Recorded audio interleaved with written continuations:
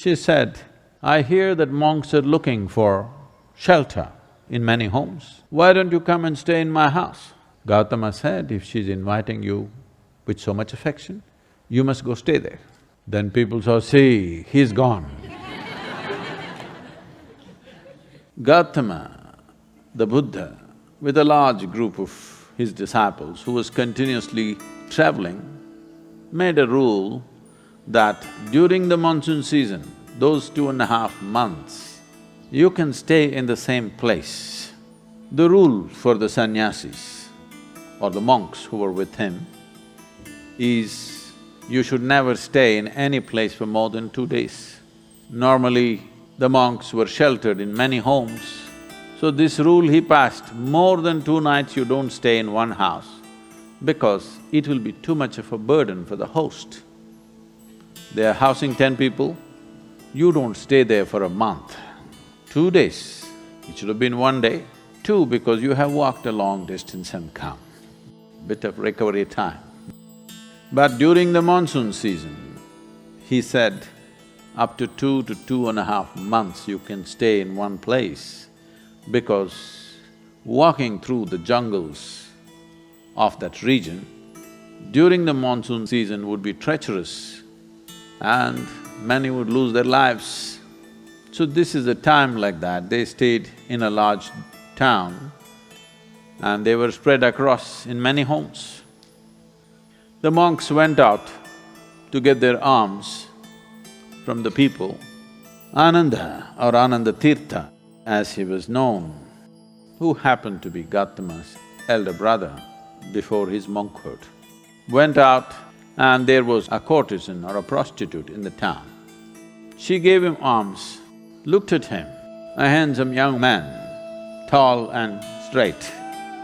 She said, "I hear that monks are looking for shelter in many homes. Why don't you come and stay in my house?" Another said, "I have no issue, but I must ask the Buddha as to where I should stay." Then she became really taunting. She said, "Oh, you're going to ask your guru? Go and ask him, let's see what he says." So Ananda brought what he had collected for the day. Gautama was sitting, he came and placed it at his feet, and everybody is supposed to find food and shelter wherever they go. Ananda asked, "Like this lady is inviting me, can I stay there?" Gautama said, "If she's inviting you with so much affection, you must go stay there." The townspeople who were sitting here, they said, "What? A monk is going to go and stay in a prostitute's home? This is it." This spiritual process has become corrupt. Gautama looked at them and said, "Why are you so worried? The lady is inviting him. Let him stay, what is the problem?" They all started getting up and started shouting. He said, "Wait, I am on this path because I see this is the most powerful way to live. Now you're telling me her ways are more powerful than my ways.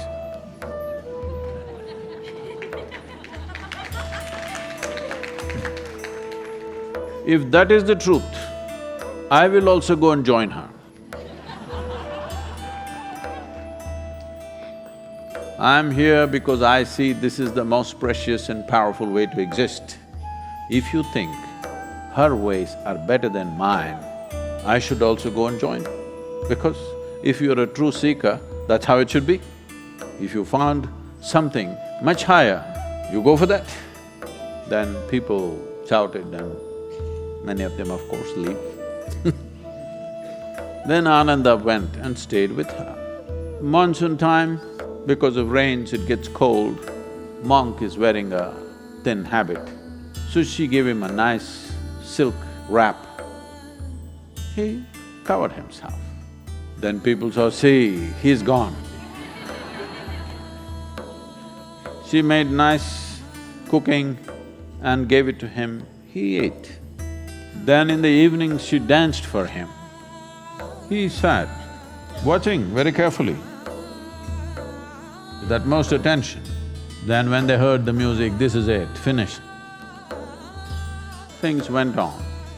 When the time was up, when the rain stopped, when it's time to move, Ananda came to Gautama along with a female monk.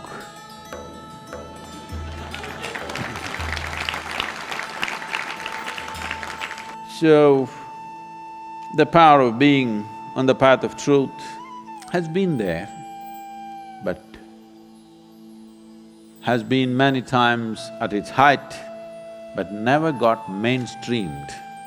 I see that today, because of our ability to communicate, because of the tools of technology, the natural longing, the innate longing in a human being to find truth, this is not a thought thing.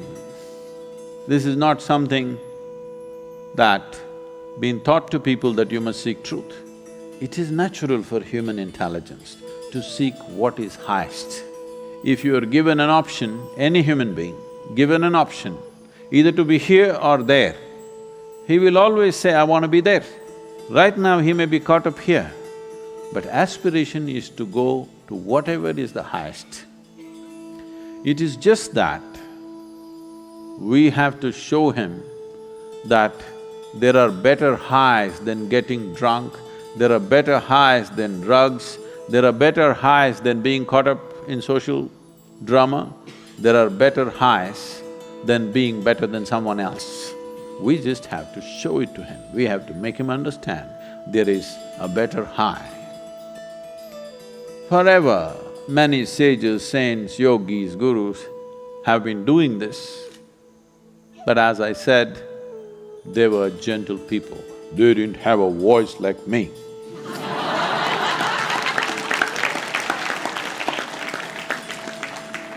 They didn't have a microphone. They didn't have tools with which they could speak to somebody there. They could only speak to people here. In spite of that, they did tremendous things. For their times, many of them did tremendous things out of sheer grace and energy. Millions of people around them, they transformed. Millions of people around them, they put them on the path of truth, on the power of truth. But a time has come where our ability to communicate is such, we can make truth slip through every door. We can make truth knock on everybody's minds and hearts. Never before this was possible. Technology has rendered us to this place. I feel this is the best age ever to make truth mainstream, to be truthful, to aspire for truth, to seek truth, the main force on the planet, because we have tools that nobody ever had.